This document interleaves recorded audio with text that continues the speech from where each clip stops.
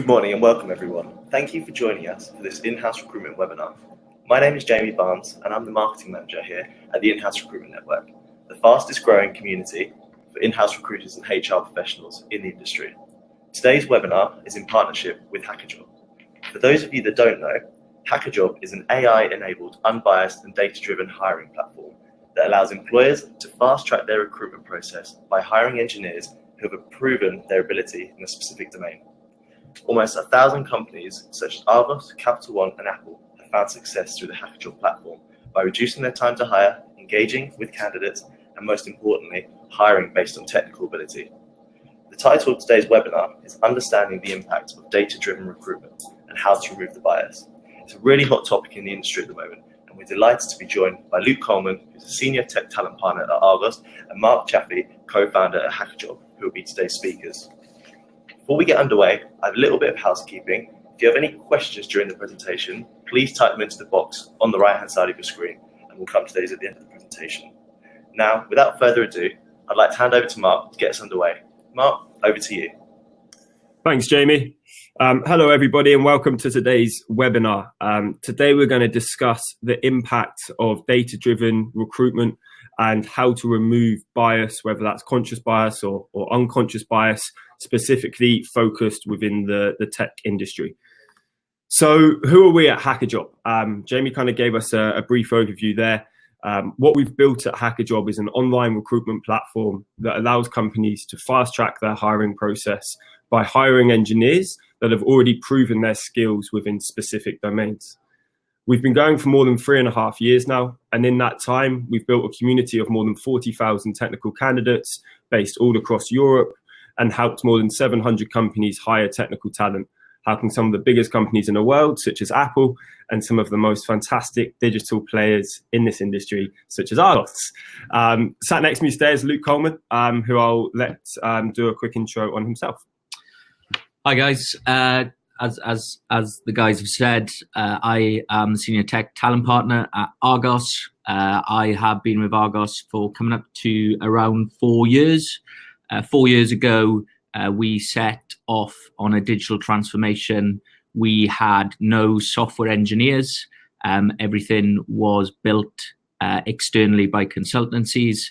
Fast forward 4 years, we now have a tech hub in London with around 300 engineers. So we've been on a huge journey over that time, and I've hopefully helped build that tech hub from scratch. Wicked, thanks, Luke. So today, what we're going to cover is the 3 most common problems we see our clients have within tech recruitment, problems I'm sure Luke has faced many times before. The first problem is all around interaction and actually engaging with technical candidates. The second problem is kind of the next step. So once you've actually engaged and in spoken to these candidates, how do you actually understand if they're only good or not? And then the third problem is kind of, as the title alluded to, how we can eliminate bias and unconscious bias within the recruitment process, hopefully to impact diversity and actually just make better hiring decisions. As always, when we try and do these types of talks and presentations, we want to try and give actionable insights that you can go and take away and actually try in your organizations today. So we'll end the presentation with a couple of different experiments that we've seen companies run successfully, and we'd love to hear how you guys get on with those experiments. We've just launched a poll, I believe, just to kind of capture what pain points people have within technical hiring. So feel free to get involved with that. We'll wrap up the session with a Q&A, so please feel free to keep firing in questions throughout the presentation. We'll aim to get to all of them at the end. And if there's any that we can't get to, we'll look at doing a follow-up piece to make sure that we get everything answered. So, problem number 1. Right, as Luke alluded to, let's say a CEO of a business comes to you in your recruitment planning meeting on a Monday morning and says, guys, I've got some fantastic news. We're going to do a digital transformation and we're going to be one of the biggest companies in the world within the next 5 years. And it's all going to come from recruitment because in the next year, you guys are going to hire 100 software engineers for us. And you guys have never hired software engineers before. That's fine. You're all fantastic recruiters. So let's just crack on and get to work. So after, this motivation speech that he or she's given you, we get onto LinkedIn, our favorite recruitment platform. We build an incredible Boolean search because we're fantastic recruiters and we know how to do that. We get up these really relevant 100 developers that are perfect for our company. We send all of them a message, but all of a sudden we don't get any replies, or maybe we get 1 or 2 replies, and we start scratching our heads and understand, okay, so what's happened there? And why is that? Why is actually engagement probably the biggest challenge within technical recruitment? You can go onto LinkedIn and search Java engineer, and I guarantee you can find tens of thousands of Java engineers, but actually speaking to them is a really big challenge. So why is that? Well, fundamentally, there's a massive mismatch of supply and demand within this area. So I'm sure everybody watching and listening to this has probably heard of the digital skills gap, which is huge. Pretty much every organization in the world right now wants to hire technical talent, but quite simply, there's just not enough candidates out there to meet the supply, which leads to these candidates being spammed. They probably receive 5-6 messages a day on LinkedIn, in their emails, on GitHub, Stack Overflow, wherever it might be, of new opportunities. So that poses a really big challenge to us as internal recruiters and how we can overcome that challenge. The second piece around engagement is quite often the person doing the outreach to these candidates isn't technical themselves.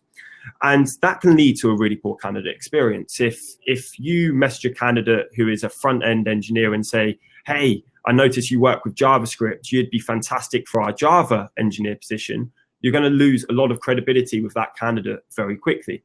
And also from a candidate's perspective, they want to understand what you're working on from a technical perspective and what are the challenges you're solving. And if you can't provide that because you've not been informed, then actually that's a real big challenge. And the final challenge we see in this area is tech recruitment is very, very different to any area you will normally recruit in. So if your hiring managers are expecting 500-word cover letters on why this software engineer wants to work for your organization, you can forget it. You'll quickly realize and understand that actually in this market, you're going to be doing a lot more of the pitching than what the candidate will be to you. And that's just a fact. And if you don't have that mindset, it will be a really, really big challenge. So there are the challenges around engagement that we've seen companies have. What are some of the solutions? So the first one, how can we address that awful response rate? Well, I think first we should look at the channel that we're using. I think there's a survey out there that says less than 30% of software engineers use LinkedIn actively. So why do we resort to messaging these people on LinkedIn? That doesn't make any sense at all. Can we find where they are online? Can we find where they are offline? Maybe that's the local meetup, and actually go and find a new way to engage with that person. The second one's quite interesting. The persona of the person reaching out. We just said there quite often it will be a non-technical person making the first message. Something we've seen companies do incredibly successfully is actually have the hiring managers send the first message, or at least help the internal team craft a really compelling message so that they say, yeah, actually, do you know what? If I receive that message, then that's something that I'd want to reply to. And the third point is all around personalization. There is so much data available on people now that you can really start customizing and personalizing an outreach to make it relevant to the person you're targeting. So maybe they've got an online blog that talks about stuff they're passionate about. Maybe they're really passionate about React and you're working with React, so you can go in with that, which will inevitably increase the conversion rates. The second piece, again, comes back to that shift in mindset of these candidates are not going to be pitching themselves to you. Actually, you're going to be doing a lot of selling back to them. So it's really important as an employer, as a brand, you understand what your value propositions are to these candidates. Why is somebody going to come and join our organization? And how are we going to actually make sure that they're fully aware of that in a nice, succinct message? And the final point that's critical if we're going to improve engagement within this space is all around speed. Quite often, the company that moves the quickest will actually hire the best candidates. So any way that you guys can improve your process by making sure that it's not a horrible 22-click application process, by ensuring things like cover letters aren't necessary. That's going to allow you to improve the speed within your hiring process. So how have we done this at Hackajob? How have we empowered our team to engage with some of the best candidates in the industry? As we kind of alluded to at the start, our belief is that we should understand how good people are by the code they write. So what we've built is a product that can analyze GitHub projects. So what we do is we can go on someone's GitHub projects, we can analyze their I Love Cats projects, written in Python, let's say, and automatically compare that with engineers we have in our community. We can then add a little bit of competition when we reach out to them and say, actually, did you realize you're in the top 7% of Python developers on Hackajob based on your I Love Cats project that we've analyzed? And out of interest, just so you're aware, if you did want to join the Hackajob community, we have companies such as A, B, and C hiring for your level, paying salaries up to £80,000. Would you be interested in joining our marketplace? And we found this has been one of the most successful ways for us to go to market and build that community of more than 40,000 technical candidates. So now if we flip over to Argos and we get Luke involved in this conversation, I'm sure probably everybody watching would agree that Argos probably isn't a brand known for its tech hiring. At least it definitely wasn't 4 years ago when Luke first set out on this mission. So it'd be great to hear from Luke on kind of some of the steps that Argos have taken to actually engage candidates initially to get them interested for Argos. Yeah, so Argos is obviously a big name and a heritage UK company, but that name's a bit of a curse when it comes to tech. We're seen as a large, old, slow retailer who still hands out catalogs. So that's not an environment that screams tech. So we had to really change our perception to the tech community. So we are agile. We do have the latest tech stack, and we do deliver things fast. But the perception again is we're slow and old. So what we have done in using data is not understanding that we're great. Everyone who works at Argos will say we are great, but it's understanding the target audience. So there's data out there that shows us what does an engineer want. And once you understand what an engineer wants, then you can slowly build a USP for your company. So I believe there's some good data out there that shows that engineers, on top of everything, want a good work-life balance. Secondly, they want to work with the latest tech. Thirdly, they want to solve complex problems. Then fourth is salary. So if you build up a story of or a persona of the engineers that you're going after, and fit that into what you can deliver as your organization, and then you can use them. So we provide a good work-life balance. We do use the latest tech stack. We might not be agile, but we're going down there and we do solve complex problems. So once you build up that persona and build up that story and clear message, then you can take that out to engineers, and you're really hitting this sweet spot of what they're looking for in an organization. And that's what we've tried to do in Argos in engaging the engineering community, is by understanding them as a community firstly. Awesome.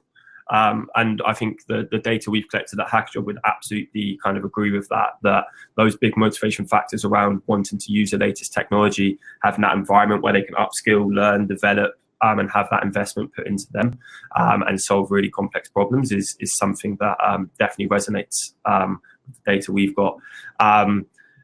I guess there's going to be people watching this that are probably maybe at the start of their journey or maybe fully into their journey, but actually they're limited in the tech stack selections they can make. Maybe they've got awful legacy systems that have to be maintained, and whether we like it or not, that's just a fact of life and we have to deal with that. And I'm sure there's probably still some legacy stuff, or at least there was when you were starting out at Argos, around that legacy piece. So how did you kind of battle with that and deal with that if you can't select the tech stack that you want, or have those kind of ancient legacy systems? Yeah, 2 years ago we were still running legacy platforms, and look, our environment still isn't perfect. No environment is perfect. We're not Facebook, but you have other things which you can lean on. So like I said, you have the work-life balance. That's a tick. You potentially could pay a good salary. You do give development to your engineers. I think key to engage in the community is being honest. Don't go to the community and say we're a startup and everything's perfect, because you'll quickly get found out. So if you're honest with the community and show them what you can give them, as well as where you are as an organization, then you're going to really engage them. I think where we're lucky is, I hate the dreaded question when you're in a party or you meet someone for the first time and they say, "What do you do?" It's always hard to answer that without boring someone. But if you're an engineer at Argos, it's quite easy to say, "Do you know Argos?" They usually say yes. "Well, do you know that button there?" Or "Do you know when you got that delivered at X time? I was part of the team that built that or delivered that." And that is powerful, because you can show people firsthand what you do. Yeah, no, absolutely. And yeah, I like the anecdote of going to a party. I need to do more of that. Cool. So moving on to problem 2, just a quick check-in on the poll. It looks like the biggest challenge people are facing is all around engagement. That would make sense. It's the title of the presentation. So hopefully we can kind of go into that in a lot more depth throughout the next 2 problems as well. So problem number 2. We've used some of those strategies. We've crafted our message. We understand why an engineer might want to join us as an organization. And then we've got a reply, fantastic. And then we ask them to send a CV, because that's what we do, right, in recruitment. We rely on CVs. But actually, CVs are a really bad way to assess an engineer, because me as Mark, I could send you a CV that says, "I am a React.js developer and I've been building the latest cutting edge stuff with 2 million hits to my website each day."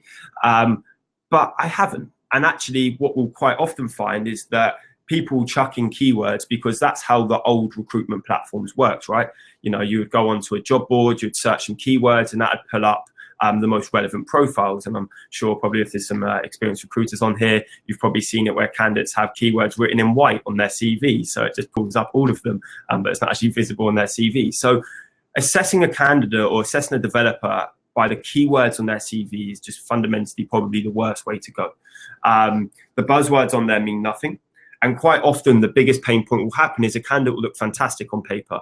We will set up a call with the hiring manager, and it will just take the hiring manager 2 or 3 questions to understand that actually this candidate can't do anything they claimed on their CV. And that's an incredible amount of wasted hiring manager time. There's also absolutely no correlation in how well a developer can write a CV comparing to how well they can code. We've seen some companies say that, you know, if there's spelling mistakes in their CV, that must mean they're a sloppy developer. I'm yet to see any reports that could ever prove that, because we fundamentally don't think that's true. So what is the best way to assess a software engineer, a developer in this space? Luckily, actually, assessing developers is very objective. We should be fueling our hiring managers with as much data as possible and using that data to understand how good an engineer is. We'll come on to the impacts this can have on bias and diversity later on, but actually it will just allow you to make better hiring decisions. So how do you actually go about doing this? Well, there's several ways. You can use online challenges. The fundamental Hackajob belief is that that's the best way to do it.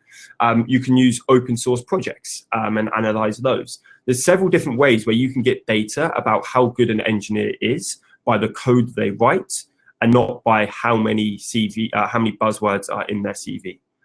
And what it also will help you do is benchmark candidates and actually get proper feedback from hiring managers. So I'm sure we've all been sat in feedback sessions with hiring managers. I know I have these calls daily, where, you know, the hiring manager go, "Do you know what, that candidate's just not quite right." I can't quite put my finger on why that is.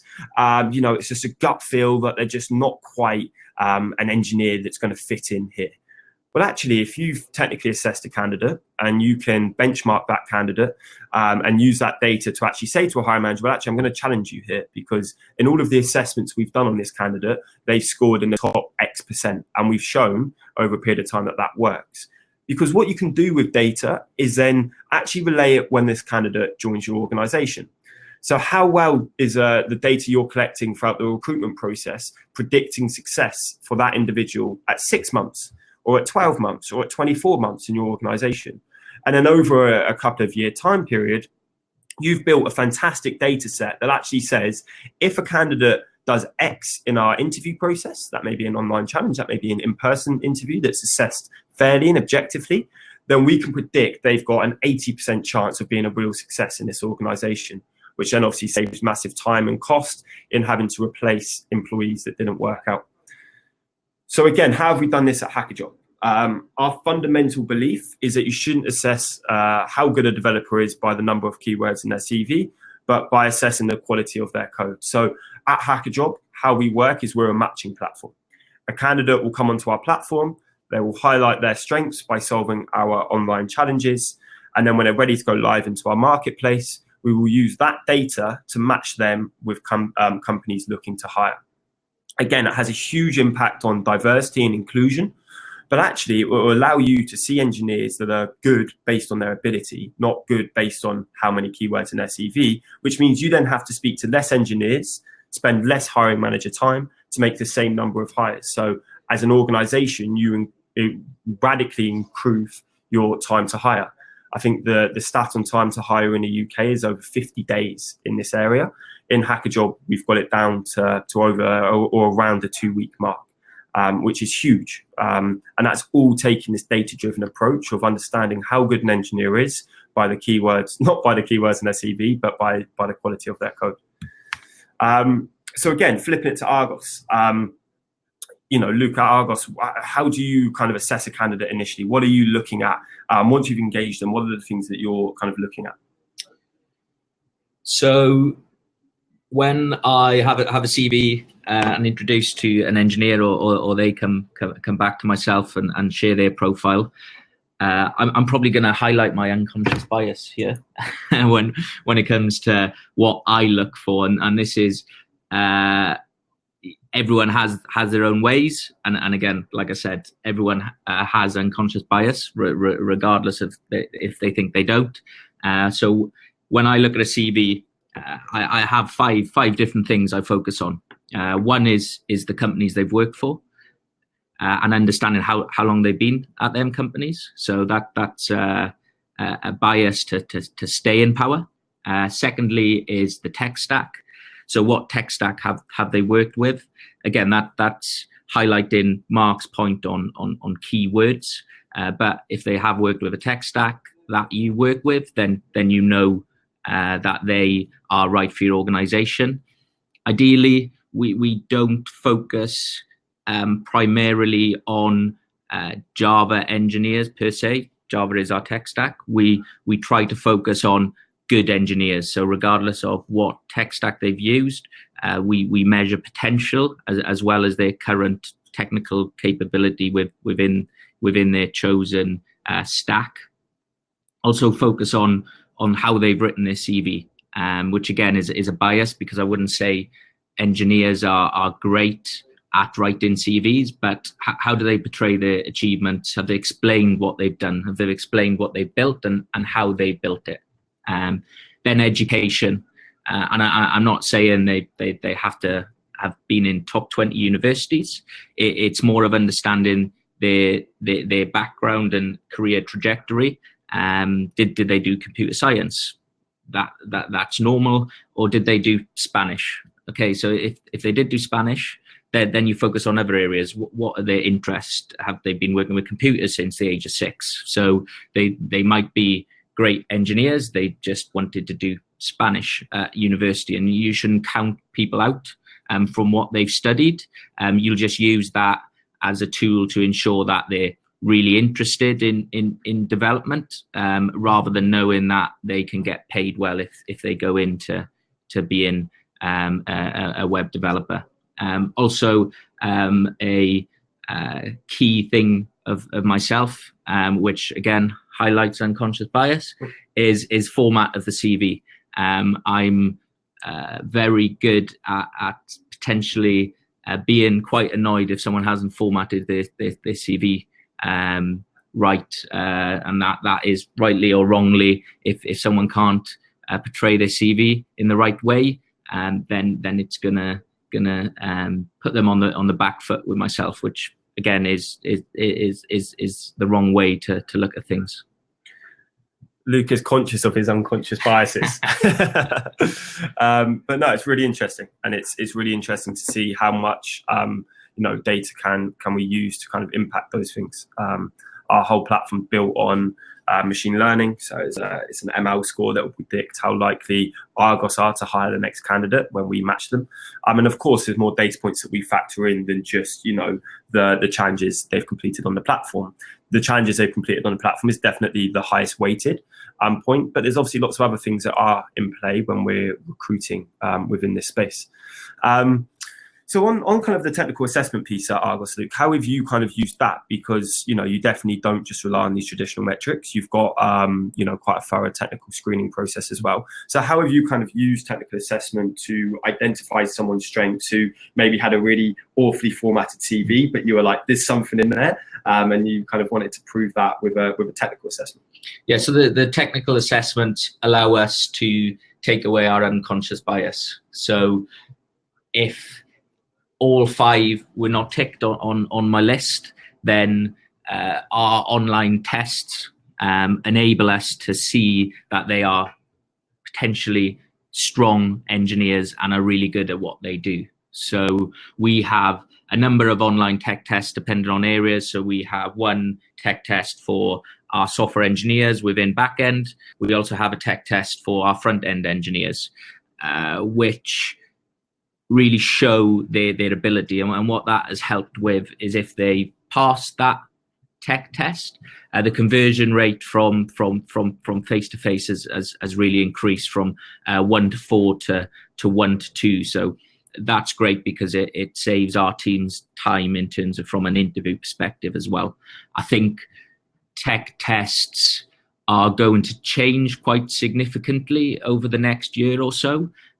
Every organization has a tech test for engineers to complete. So our tech test potentially could take 2 hours long. If someone is interviewing in 5 places, that's around about 5 hours of tech tests that they would have to commit to.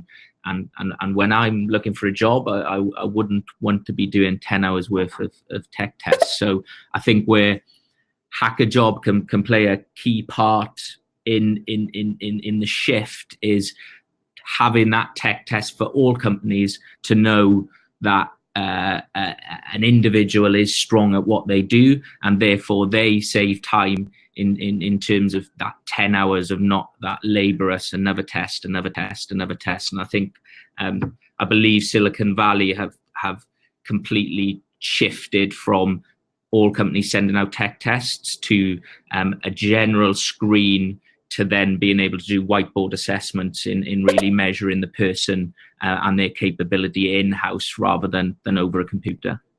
Yeah, absolutely. And I think it's, the big thing that we're starting to do with you guys at Argos now, right, is how can we map the challenges that people have done on Hackajob to the challenges that you guys are sending out as an organization, so that actually, if a candidate's already completed challenges on Hackajob, Luke and his team can jump on a call with them, and then we can fast track them straight through to face-to-face interview. And it's something that we're doing with more and more companies, is actually showing them that their technical test, and it gets quite interesting.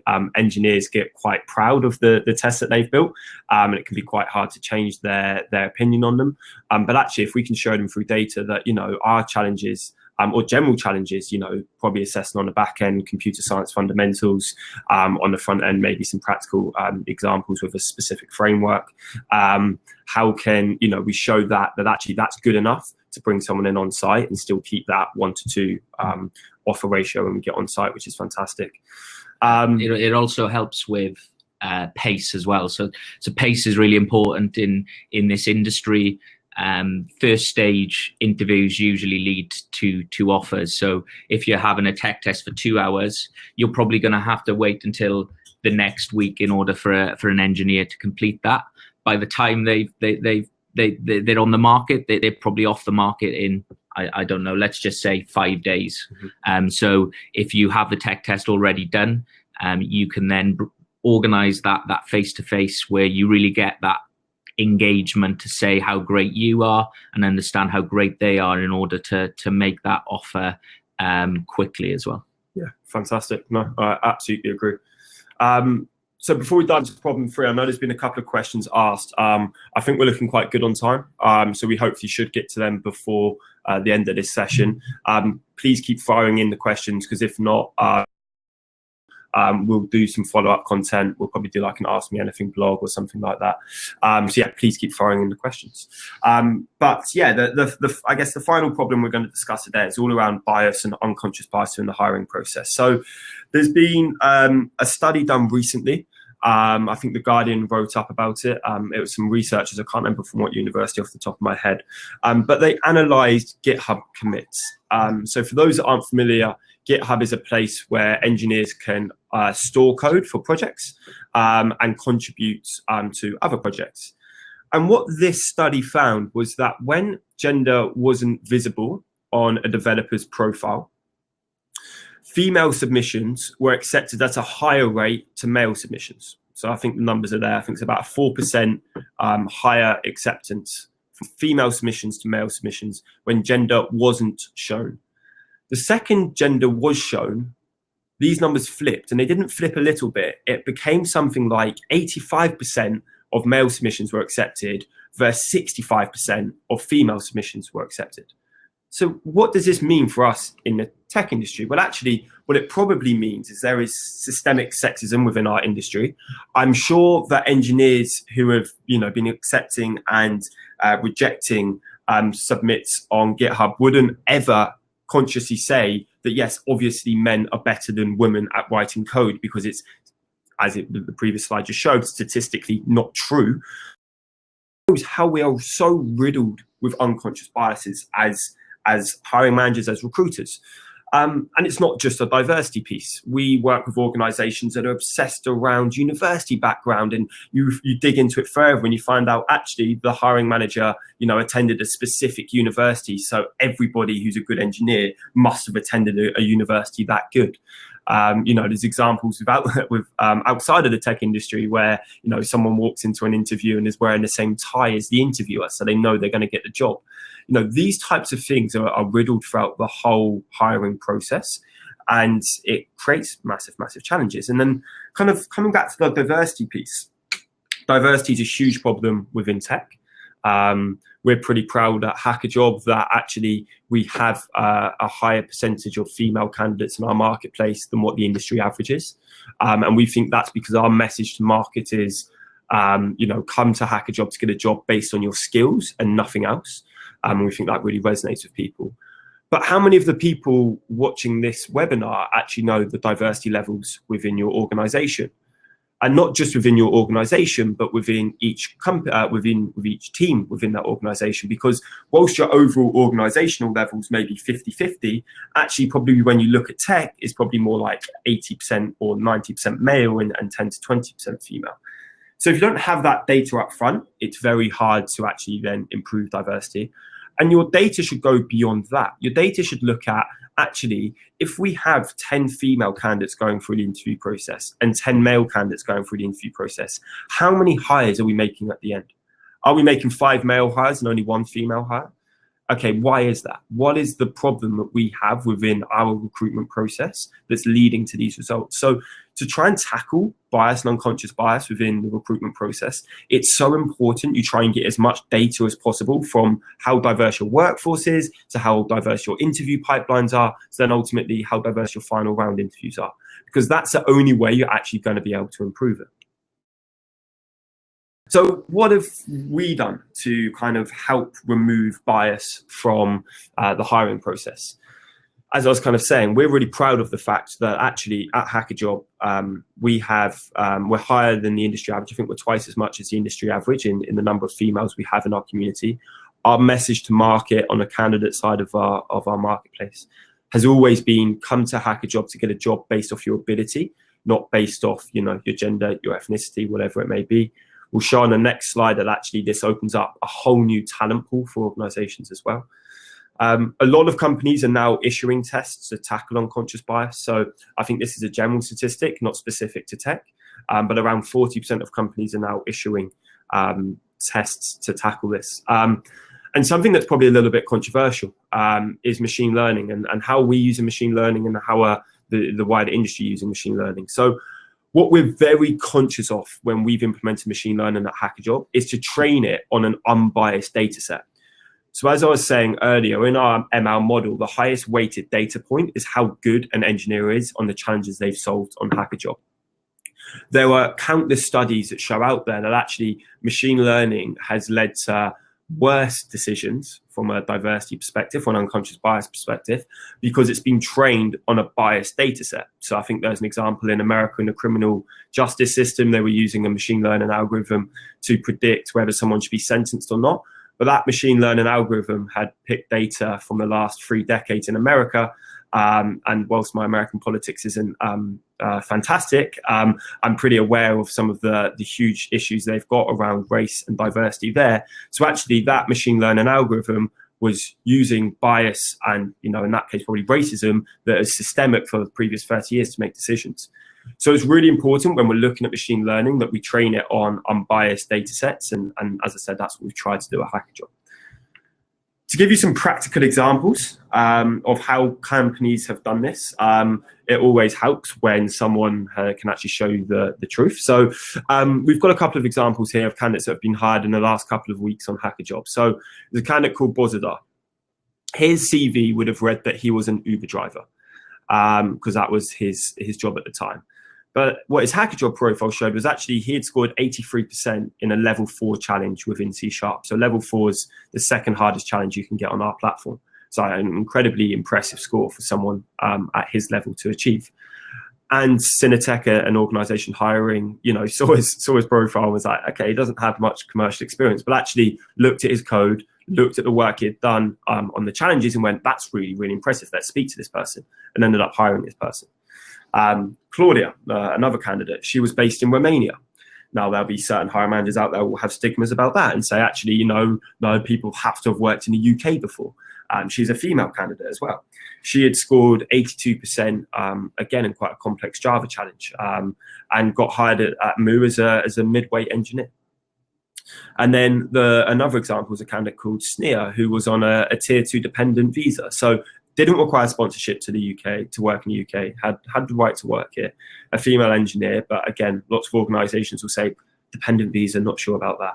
She actually scored 100% in one of our C# engineers and got hired as a senior software engineer. So again, these show practical examples of how companies are using this data to make hiring decisions. And I think something that's really important to highlight here is you're tackling and getting access to different talent pools than you normally would. So I'm sure if Luke's team had a CV pop into their inbox and it said, here's an Uber driver that wants to be a software engineer and didn't have any of their code attached, probably rightly so, Luke's team would have just thrown that in the bin. But actually by showing people how good they are at writing code, you can open up a talent pool that lots of other companies aren't looking at. Therefore, competition's a lot less high. Therefore, you're a lot likely to close those candidates. So if we jump over to Argos again and we look at what kind of steps that Argos are taking, how are you guys looking at diversity, specifically within tech at Argos? Yeah, so we have numerous challenges. One is unconscious bias, both in from a recruitment team perspective, but also from a hiring manager perspective as well, and that is making them fully aware of how they could be biased without knowing. And we've had a lot of external people come in to talk about unconscious bias. Once you make hiring managers aware, then it's about ensuring that they action what is potentially happening. So how we do that, and what we have done is, when we do have interviews, we ensure that there are at least 3 people in the room. And I know sometimes that isn't possible, but it definitely helps when measuring a candidate after a session. I also look to go into them interviews as well, to ensure that I could potentially, or one of my team could, have an opinion of how the interview went, and an opinion of that person. I think when we call them wash-ups, so we have a wash-up after an interview, straight after, where we share feedback of each individual. If you have 3 people there, then you have a good range of feedback, but it also gives you the ability to push back on feedback as well, especially if you're in the room. Again, this isn't possible, but you're trying to move away from lazy stereotypes in terms of feedback, like they wouldn't be a team fit or they're not a culture fit. You need to push back on that. What does that actually mean? What does a team fit mean? What does a culture fit? That's not feedback. So you hold your hiring managers to account, and then you can start measuring, and then adapt, and then take them on that journey with you to take that out of the process. So that's one of our key steps that we've introduced, and we're measuring that all the time, and that's adapting. Other things that we've led on, obviously gender is huge in the tech community currently. We've set up a project team, so Women in Tech, which focus on, firstly, internal issues, as well as understanding external issues and how we can contribute there. Internally, from surveys with female engineers in our organizations, one thing to come out of it was unable to be heard in meetings, especially team meetings, which I think men are very guilty of speaking over other people, and this could range right from women to people even being shy in terms of sharing what they want to do and ideas. So we've led self-awareness courses to ensure that people are aware of how they act, and also to hold accountability as teams. So if one of the engineers wants to say something, then gets cut short, one of our other engineers comes up and says, "Oh, I thought X had a point. Can we just listen and share?" So making everyone aware of their responsibilities is another thing that we've introduced as well. And again, we're measuring that, and it's about taking little steps to eventually make us a better community to work in. Yeah, no, absolutely. And it's awesome that you guys are being so proactive on it. It's certainly not a silver bullet solution. It's not one solution is going to fix this problem, and tackling it from multiple angles is awesome. What measures do you think could be put in place to remove bias? If we were, brainstorming, if you were designing a kind of a brand new team from scratch at Argos, and you had complete say over what the process was and the interview process was, are there any sort of ideas you've had around stuff you could do to implement and reduce that bias? So we are potentially thinking about taking names out of the process. Interesting. And until the tests have been done, we're in a great position where we can, as a team, put people into face-to-face interviews without the hiring manager having to see the profiles. That's not always possible, but if you have a strong tech screen, then hiring managers are bought into what you're doing. So taking names out of the equation, I think, is a powerful step.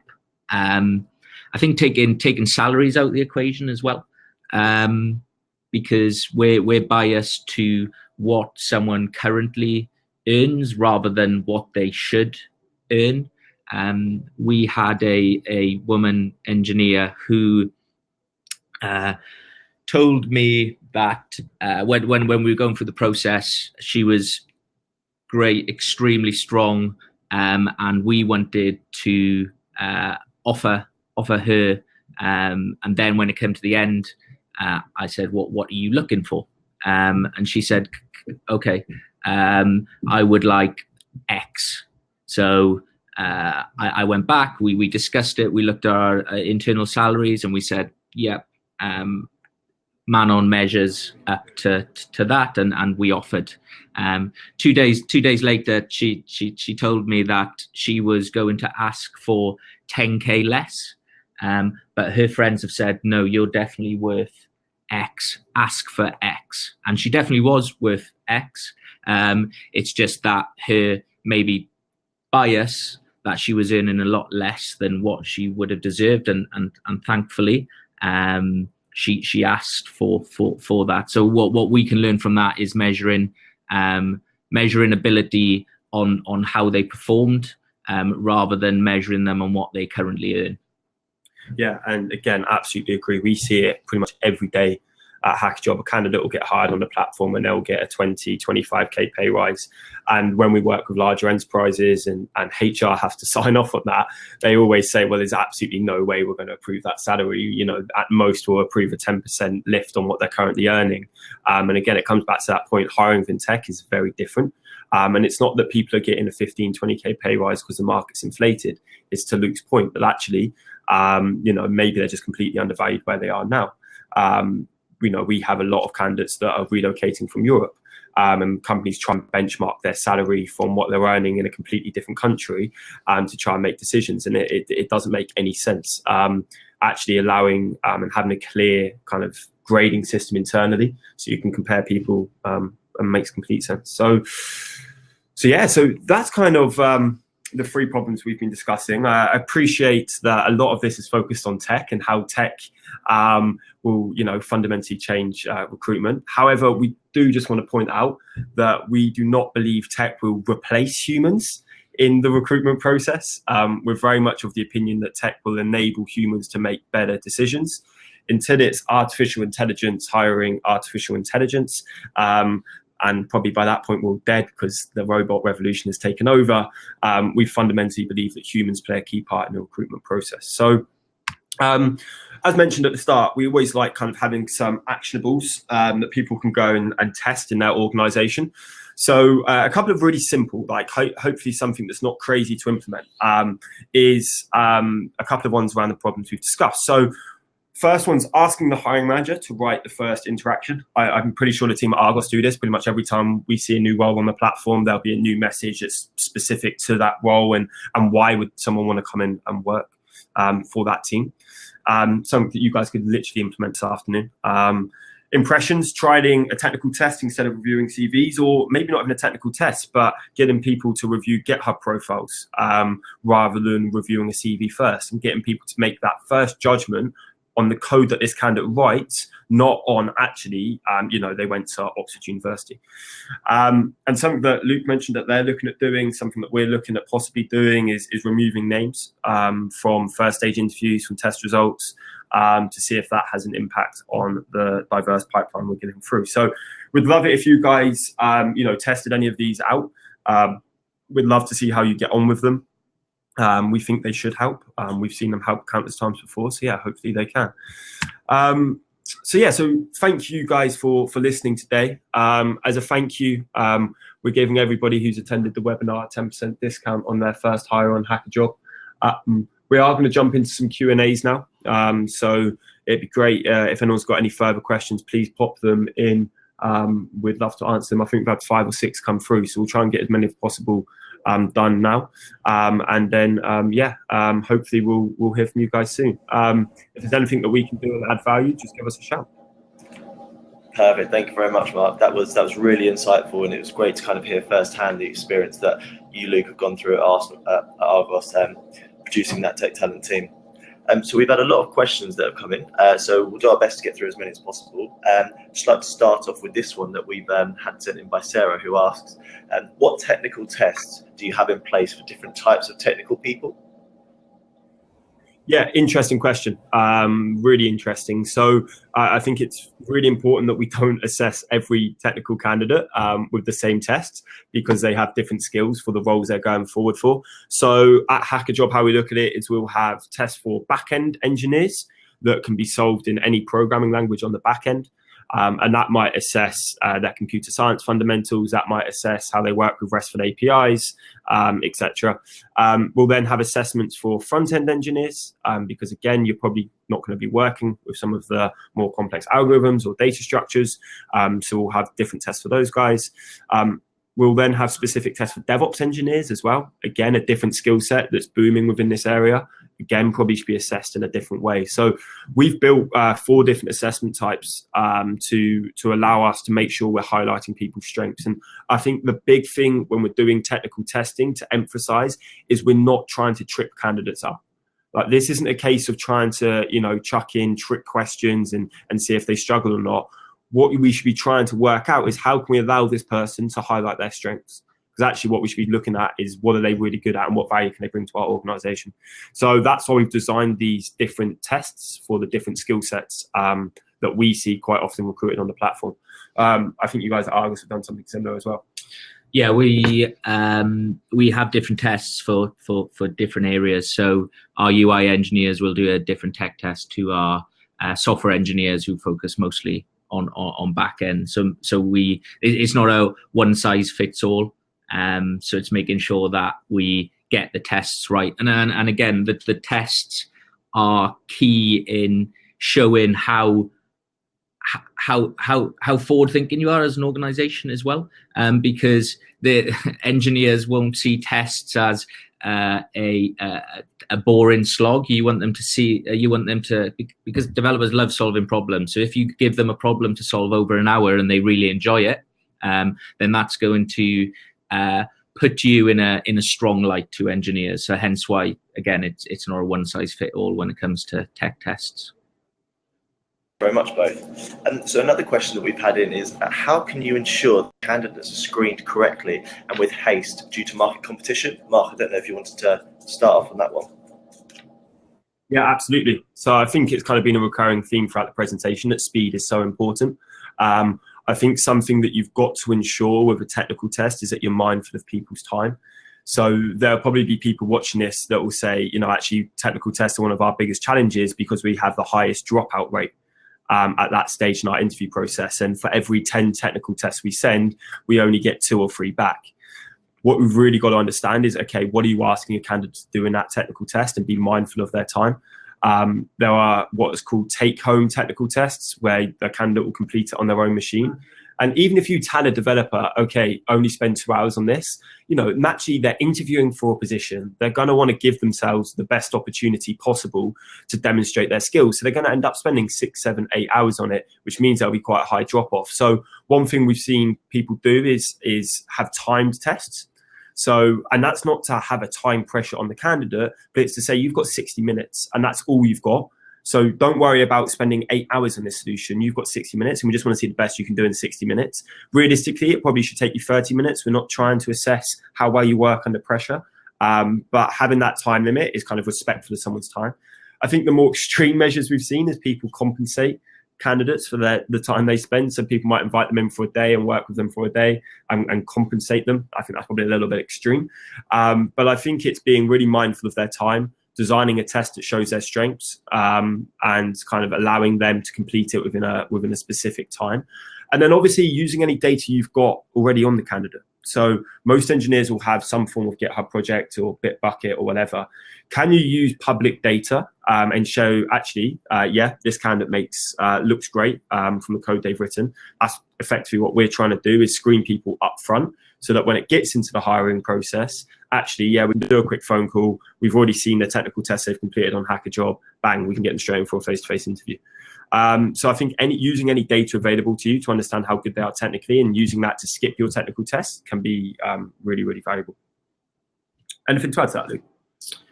I think I think people should also try, avoid if a good engineer comes into the pipeline, just send in your tech test straight away, because there is no engagement there. And part of our jobs that machine learning can't do is engage with a candidate on a human level. So what we can do in that initial telephone screen, is tell our story of why and what we are doing. Then you can ask the behavioral questions to build an understanding of the person, and then ask them to do the tech test. So that engagement is key in order to get your percentage of people completing the tech test. It's all about getting them excited to join you, where they're gonna jump over a few hurdles because they want to be part of your organization. And yeah, I 100% agree on that kind of machine learning human piece. That is kind of exactly why our fundamental belief is technology will not replace recruiters, is because at the end of the day, getting a job is a very human interaction. And actually, as humans, what we should be focusing on is what we're really good at, which is building relationships and kind of doing that whole pitch piece. So yeah, no, I absolutely agree.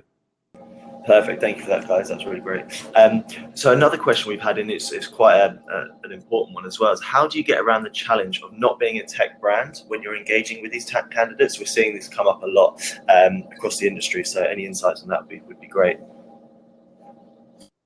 Yeah, I think we touched on it in the presentation. I think it's all around kind of understanding what engineers like in their job search, what they're looking for. So I think our data would suggest they're looking to work on really interesting projects. They want to work with super smart people, and they want a company that's going to invest in them. They want to work with the latest tech, and they want to have the opportunity to upskill into new tech. Whenever we're working with a company that has this challenge, we always say to them, come on, can you not tick 2 of those 3 boxes? You know, you must have some smart people in your organization, or can you not have 10% time where they get to work on their own personal projects for 10% of the time? So I think it's really coming back to why does a candidate, or in this space, look for a new role, and ensuring that you as an employer can tick 2 or 3 of those boxes. Because if you can, then not being a tech brand shouldn't be too much of an issue. Because actually what you're saying is we can do the things you're looking for. And I think, yeah, Luke, you probably touched on it in the presentation.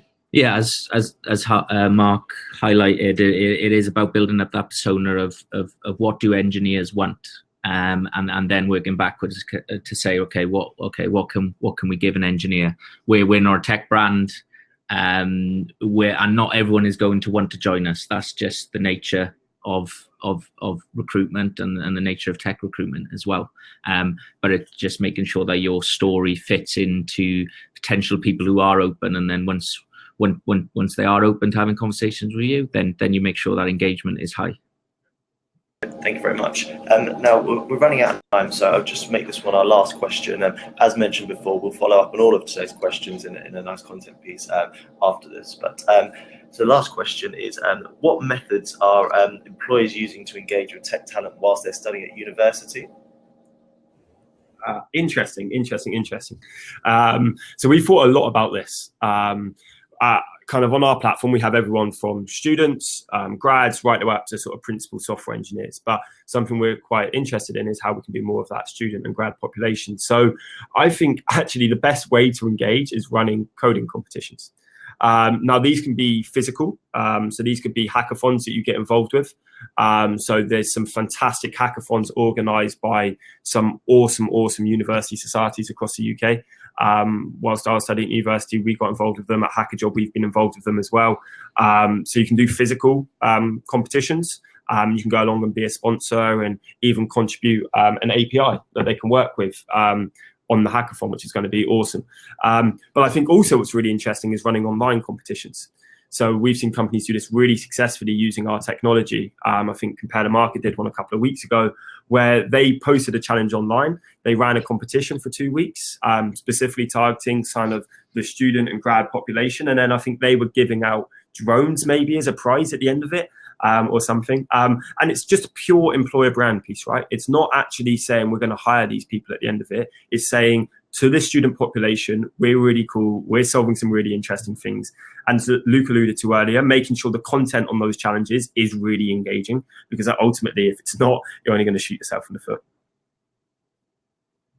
Very much, and unfortunately that's all we've got time for. Thank you for all of your questions that have come in. If you didn't get a chance to ask your question, don't worry, we'll pass all of these over to the Hackajob team. I'd like to extend a huge thank you to both Luke and Mark for being part of this webinar. We've covered some really insightful and important points, and have introduced some ideas to the audience that they can take away and really kind of develop that engagement and attraction piece to ensure they really are attracting the best tech talent to their organizations. And to the audience, if you'd like any further information about any of today's discussions, then you can email the Hackajob team at contact@hackajob.co. And as mentioned, Hackajob are also offering all of today's attendees 10% discount on the first hire on Hackajob. If this is of interest, you can visit hackajob.co/p/webinar. Thank you all for joining us, and we'll see you next time. Goodbye.